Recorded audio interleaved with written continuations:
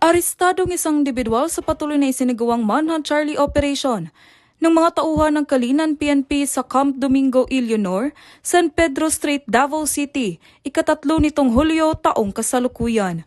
Kililala ni Police Major Alberto R. Abella, Station Commander ng Kalinan Police Station ang suspect na si alias Jericho, 21 taong gulang, walang asawa, residente ng Bandera Española Mental, Davao City, na tinaguri ang most wanted person sa nasabing lugar.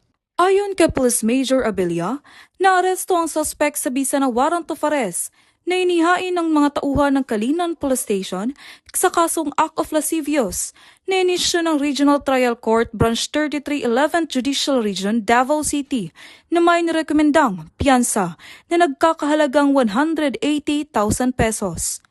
Sa katunayan, ang suspect ay nasa kustodiya na ng nasabing istasyon upang dumaan sa tamang disposisyon.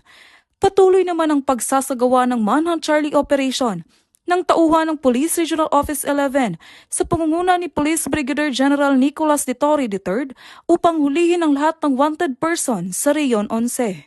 Mula dito sa Police Regional Office 11, ako yung PNN Correspondent, Patrol Woman Philippines Serena 8, alagad ng batas taga-taguyod ng Balitang Police.